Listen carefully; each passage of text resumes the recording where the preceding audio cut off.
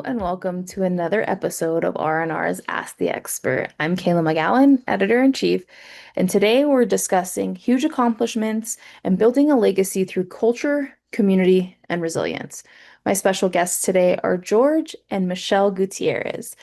George is the co-owner of SERVPRO Team Gutierrez, and he oversees 4 Maryland franchises. He has over 13 years in the restoration industry. He is IICRC certified and a member of ABRA.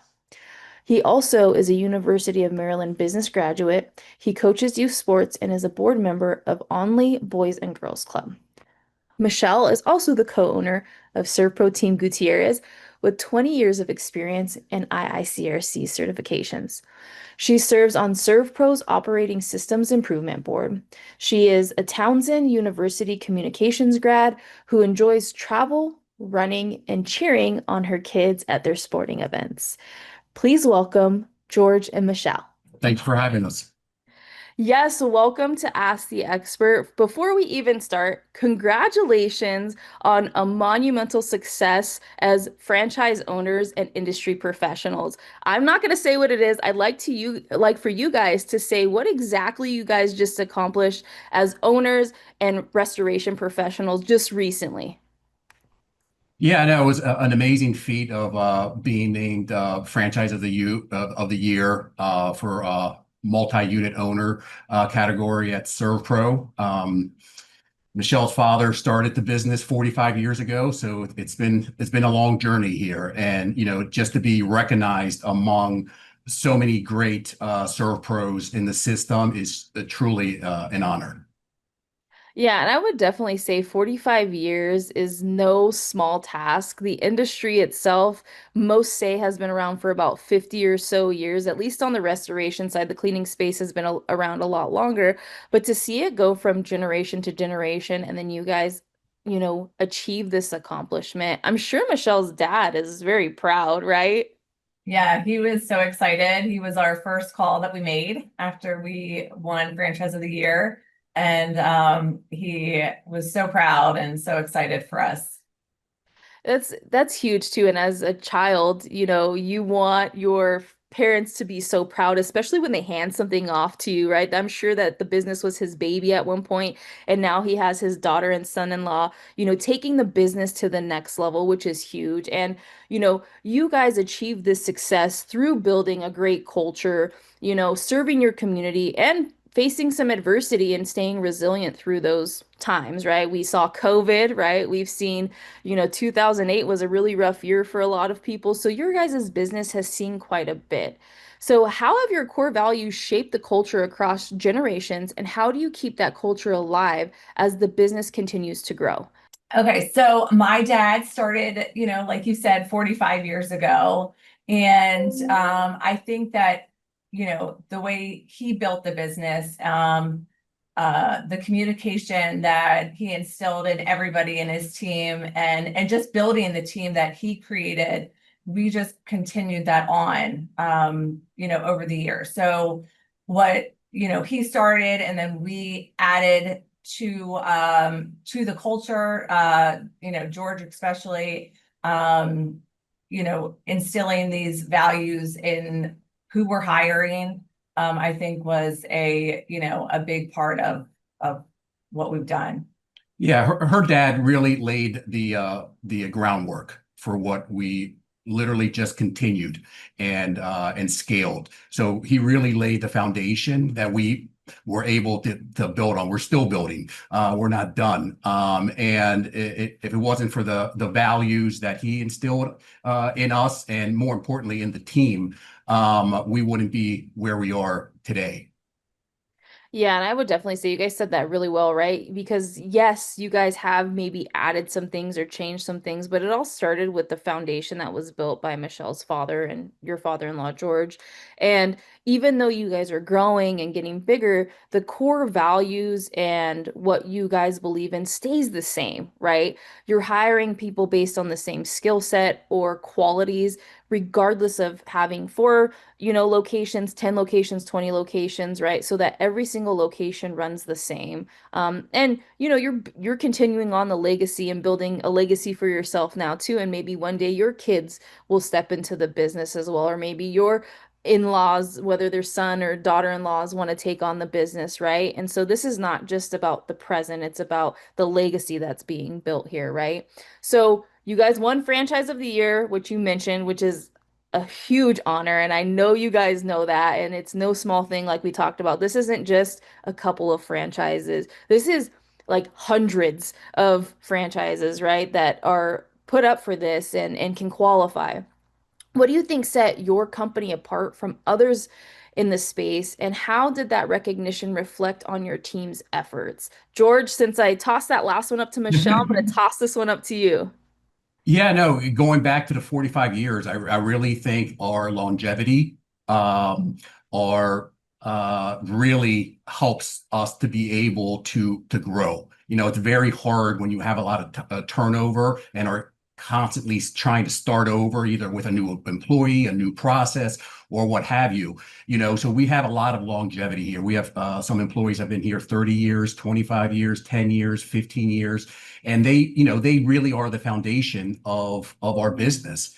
And we don't have a lot of turnover. We're fortunate enough that people want to come work here, and people want to stay here. Again, it's that culture that Michelle's dad built, and we just continued on building upon that. And it really creates a team culture, because everybody in this business knows it's not one person, it's the whole team that it takes to get this machine moving. Especially with the long hours, we never know what that next phone call is going to bring here. Yeah, and we really truly are, I know that, we are a family business, but we also have all of our employees we treat as family. I've had, having all these people that have been here for so long, people have watched me grow up from a child to now, owning the business. And they're watching our kids grow up. And now watching our kids, and then we've been able to watch their kids grow up. And I think that just says a lot about our culture and our beliefs. Yeah, and I would definitely say too, hearing you guys say, 30 years, 15 years, 10 years, you don't really see that very often in the industry unless you're part of maybe a little bit of the older generation that have, been in this industry for quite some time. I've been in the industry for 10 years, and the longest I was somewhere was 7 years, which is not bad, right? Yeah. But I run across people all the time, and they're somewhere else, and there's nothing wrong with that, but that speaks volumes to your culture, the career path that you have within your organization, because obviously there's somewhere to go for these young individuals who are looking to have a career. Right. And that says a ton. And you mentioned you guys are family. We spend most of our time at work. So if we're at work for most of our time, the least it could be is a family environment, right? Watch out for each other, care for each other. If someone's sick or something happens, there's an emergency, somebody just falls in and fills that gap. And, hearing you say that family, it's true. It's not just your staff or you're the bosses. No, you guys are actually a family. And to your point, they saw you grow up, now they're seeing your kids grow up, and now you're seeing their kids grow up. It's a full circle thing. And who knows, maybe in 10 or 20 years, all of your kids will be together, doing the same thing, creating their legacy. Yeah, it really, it's not a forced culture. It just comes natural to us. It came natural to our dad, and he just built it that way. And just like you said, we're looking out for each other. We constantly have celebrations, celebrating the team monthly, or if people get married, we have, showers for them, baby showers, wedding showers, typical things that you would do as a family that, we're not really thinking about doing it, but it just comes natural to us that we should have this, right? And that, over the lifespan has built the culture that it is today. Yeah, not only was I proud to reach out and to my dad and let him know, but to bring this back to the team. They work so hard. And so it was exciting to be able to celebrate that with everybody as well. Yeah, and you guys have talked a lot about team, right? Your business is successful, you're successful because of the team that you have. I recently wrote a piece about, your team being more important than your equipment or your software or your technology, because at the end of the day, they're the ones who represent you and your business. They take care of customers day in and day out, whether it's in person, on the phone. They are the bloodline, the heartbeat, if you will, of the business. And I think I kind of heard your voice crack a little bit, Michelle. I know you're proud, right? It's proud mom, if you will. And, seeing your team just work so hard alongside you guys shows how deep the love and the family runs for your business. That's what everybody wants at the end of the day. And I can only imagine what that was telling the staff. Hey, we won franchise of the year, and it's because of you, right? It's because of your guys' hard work. And thank you for choosing us, right? Because at the end of the day, everybody's choosing to go to work. Yes, we all need to work, but they've chose to stay there for up to 30 years, as you mentioned. That's really big. And speaking of this, the businesses have been around for 45 years. Not everything has been cupcakes and rainbows, if you will. There's been some trials and tribulations. What have been some of the biggest trials and turning points that have defined your guys' journey, and how did you guys overcome them? I know we mentioned like '08, that was very scary time, COVID. So during those times, what are some of the things that you guys did to overcome some scary times? So I guess when I started at SERVPRO after I graduated, I came on, I was kind of in between looking for what I was going to do, right? I was 20 some years old Did and not want to do surf yeah, I pro. was like, I'm not going to do SERVPRO, I'm going to do something different. I was in, television production, and it was so exciting. And then 9/11 happened and it changed that industry. So I came on board just to kind of see what was, what I was going to do next. And the first week that I worked here, dad and I had interviews set up to go, other places. And he found out that key employees were, stealing from him. So it was the first week of work and I was like, oh my goodness, this is and I couldn't leave him, right? I mean, half of his staff was gone. And so I stayed on and I was like, we're gonna get through it. And it was right after a storm had just happened. So it was files everywhere. And I remember I called my best friend. And you're the only one in the office because Yes, the rest of the one. office staff Gone. is gone. And I remember I called my best friend, Julie, and I said, Julie, again, she had just graduated with me, and I said, I need your help. This is the situation. And we had help from other franchises around the, locally that kind of came in. I gained some mentors and we just started one by one through the files and Literally the days when you had files on your desk with all the paperwork. yeah, there wasn't any You know? computers, not like it is today. So literally we went through and from that day forward, I grew with the business. I learned different, and again, I had been in the business my whole life, just summers working in the business. But this was the true test. Like I had to learn. There was, no other. So I think that moment, coming in that state and having to like really learn every aspect of the business, also, defines where we are today. Yeah, and I would definitely say, you're talking about, coming out of college. I think a lot of us actually can relate, right? Where it's like we're not going into the family business, like whether it's in restoration or whatever the case may be, it's always we're not doing the family business. Like that's why I went to school.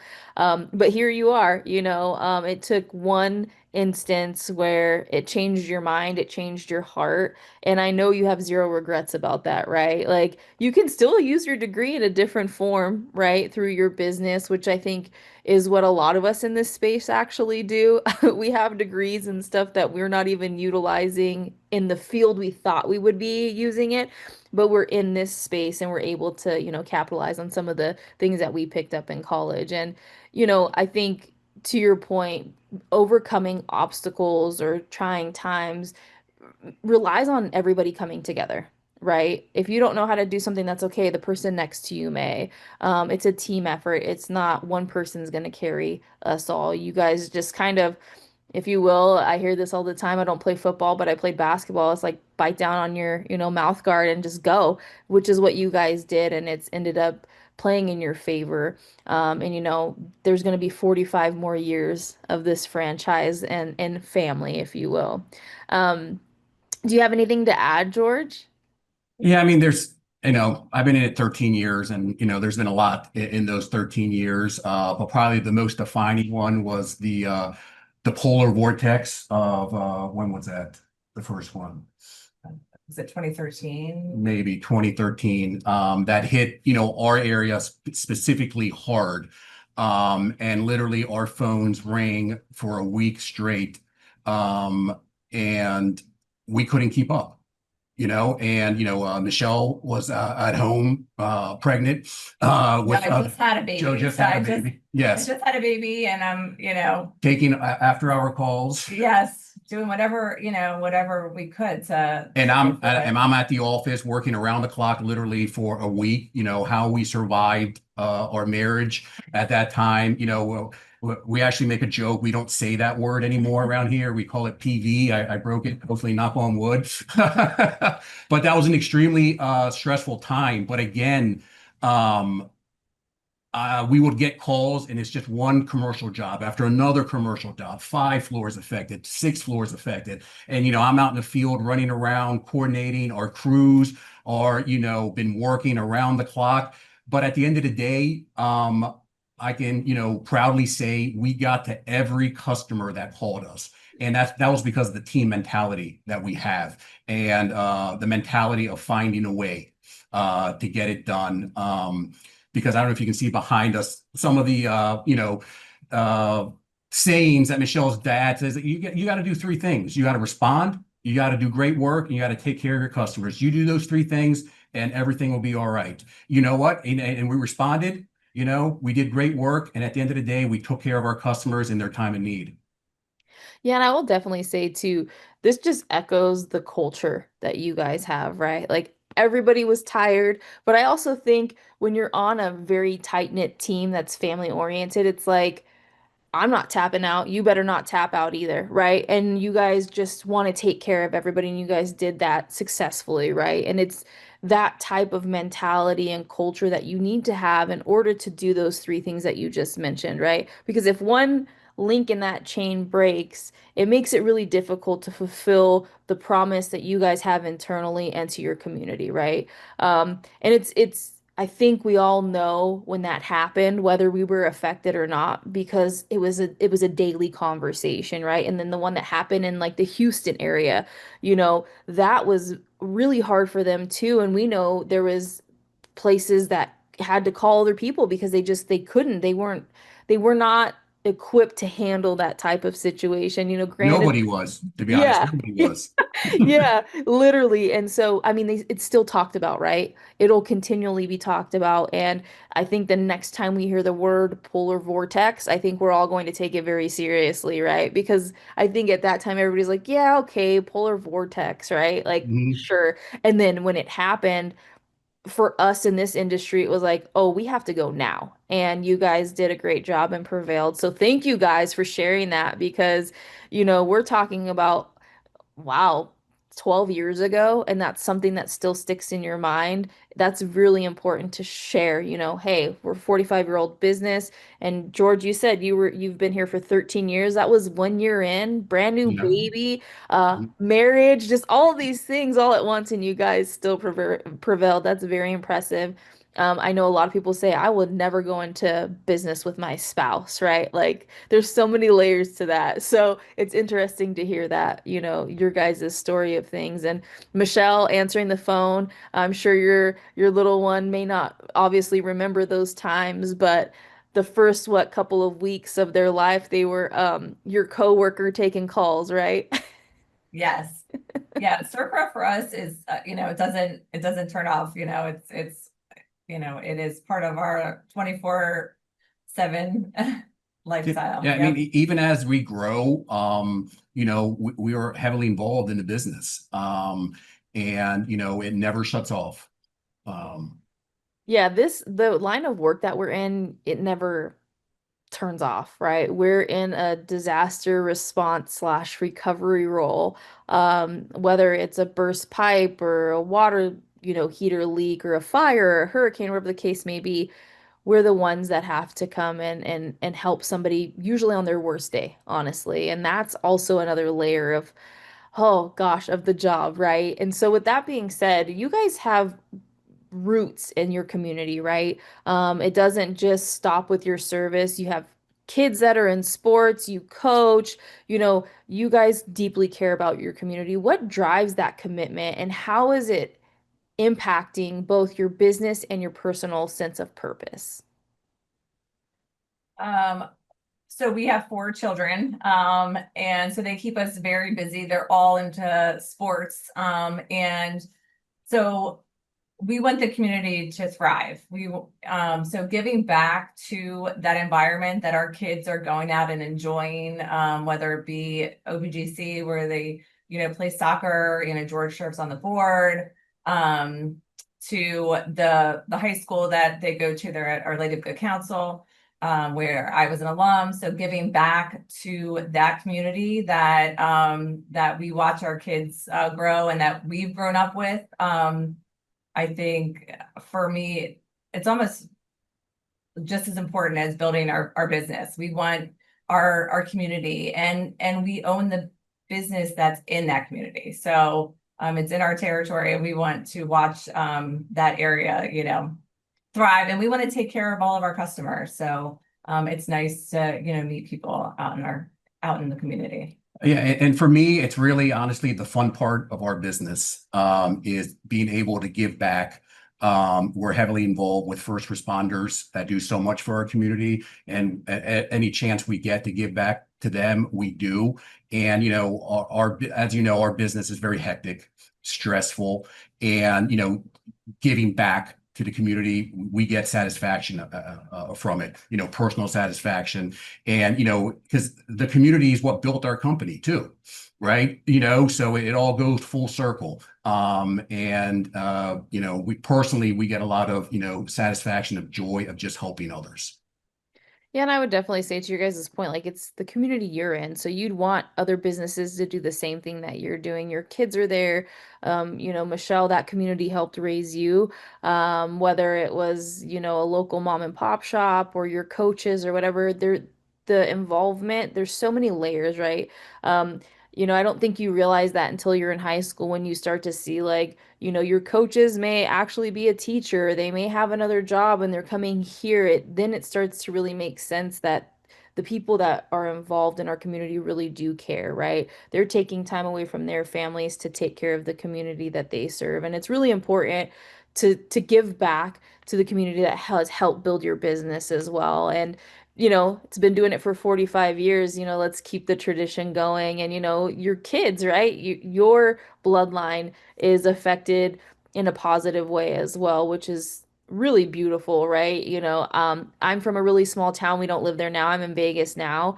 And the community there was so tight knit. I mean, we had like the farming companies and just mom and pops and franchises that took great care of the community. And I'll forever remember that. So the people you guys are taking care of today, they're going to remember that for the rest of their lives as well. So thank you guys for being so passionate about not just what you guys do day to day, but the community that you live in and that you serve. So this is part of your legacy, right? Everybody, wants to build a legacy, whether it's in this industry or just within their family, what advice would you give to other family-run businesses trying to build something that's lasting? You guys are leading by example 45 years, not just financially, but culturally and socially. What would you tell maybe somebody who's coming into the industry where you kind of were, Michelle, fresh out of college, like, I guess I'll come help? What would you say to somebody who really doesn't understand the industry just yet?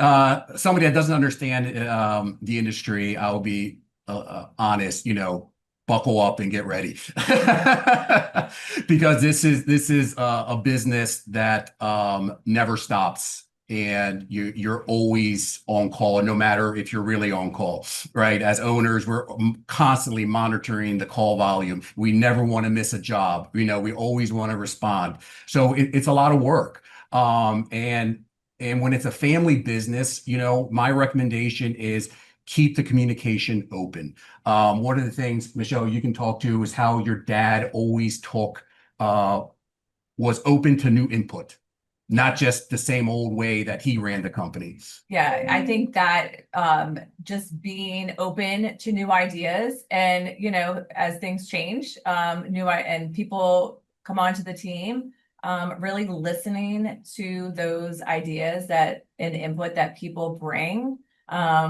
I still to this day am honored that he trusted me, to come on to bring in my ideas, even as a 20, some year old. But he really did want me to grow. And so just giving me the opportunity to give my input and see where changes need to be made. And then as well, like as we bring on new people, like just being open to new ideas, I think is key. Especially now with technology, this industry has never seen the amount of technology that we see now in the business. And, starting when Michelle started was literally paper files on the desk. Everything was paper done, to where we are now. It's just a huge, night and day, and just being open to change. And and we're finding ourselves doing the same thing that her father did. There's younger generations coming on in our business that we're learning from. So we're always open to suggestions, and possibly a different way to do something, because we believe you have to evolve, or you die. So part of what has made us successful is that we keep evolving, and we always will. Yeah, I think that's really key too, because, sometimes you come into a space and we have this perfectionist bone in our body, if you will. It's everybody, it doesn't matter, young, old, wants to be in the business, doesn't want to be in the business. You want to do everything on your own, right? That's just the human way, I feel like. It's like, I want to do it on my own. And then when I'm drowning, I'll ask for help. But what you guys are saying is, hey, always be open-minded, right? When you bring somebody new on and whether they're there for 2 days or 2 weeks and they say, hey, we noticed something, take a second to really acknowledge and hear them out, because maybe they were somewhere else that actually implemented a system or a software or program and it sped up the process, or maybe it freed up time for your team to do other jobs or projects that they otherwise wouldn't have gotten to, right? And one thing that I like to say to people too when they come into the industry is this is such a fulfilling career. I don't know if fulfillment is the right word, but I feel like that's what we do is we fulfill something that others can't, and it makes you look back at the time that you've been in the industry or on a job and you say, we really took care of that person or their property the best way we could to get them back in their home or business. And I would want that done for me. And it's just one of those things where it's like just being a good human, but on a different level, right? And that's one thing I tell people here is this is a very labor intensive industry, but it also can be very fulfilling. Um, and it gives you a sense of purpose. This is not an easy industry. We do a lot of dirty work, we do a lot of long hours. And so, to George's point, like just buckle up, bite down on that mouthpiece and, go for that ride. But, I think a lot of people weigh success on financials, but it's not always financial. It could be your culture, the community impact you have, or the way people see you and your business and your team, right? That is part of a legacy. Because at the end of the day, yeah, people are going to say you were a successful business and you had money in the bank, but are they going to talk about the amount of money you had? Probably not, right? They're going to talk about the impact you had. And so if you're in the end trying to get into the industry or, questioning why you should come here, I think you guys gave some really good reasons, why. It's an ever evolving industry. There's a lot of people who want to help each other, whether you're in the same franchise system or not. And that's one thing that I really love about this industry, right? It doesn't matter where you are in the world, whether you're in the United States or Canada or you're in Australia or wherever. If somebody has a question, somebody from our industry is going to dive in. And, you guys are walking proof, 45 years of legacy. I know it's been no small task, and, you sharing your guys' advice will touch someone in the way that it needs to happen. So thank you guys for all that you guys do. Before we sign off, is there anything else you guys would like to add for those who are listening? These core values that we, it's kind of a buzzword a lot, and a lot of people have core values up on the walls and things like that. It looks great, but really live them. Truly, there's probably not a day here that our team doesn't talk about it. And that came over time. You can't push this on people. It just has to happen organically, but you do need to bring it, constantly to the forefront. So we have monthly breakfasts that we recognize MVPs that met our core values that month. We talk about core values when we interview people, when we assess people, and unfortunately, sometimes we have to let people go because they're not meeting the core values. And all that doesn't happen overnight. It takes a conscious effort by everybody. It just can't be one or two people, conscious by everybody to live the core values and keep them forefront. Yeah, well said. I will definitely say I think we hear a lot of times people use those words, core values.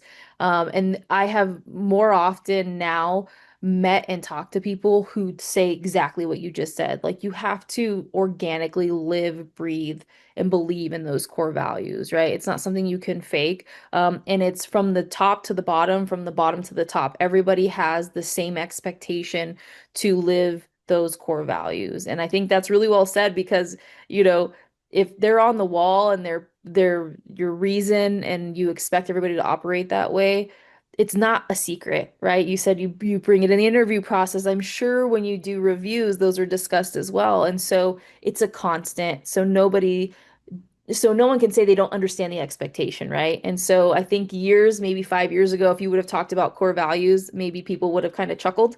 But now, in this day and age, with culture and core values and community being such a big topic, I think people are starting to make some changes to make sure that they are living by their core values, and you guys are leading by example. So thank you guys so much for the opportunity to sit down and talk about your guys' legacy, your success, your culture, your community, your resilience, and of course, the amazing franchise of the year win. Again, congratulations to you guys and your entire team for pulling off such a huge accomplishment. And not many can say that. So, take this one throughout the rest of the year and celebrate your guys' staff and yourselves. And I hope to have you guys on again. And maybe we'll check in and see where you guys are franchise-wise, any other accolades and, maybe the pulse on the industry and what we're seeing. But until next time, thank you all for watching this episode of Ask the Expert. We'll see you next time. Take care.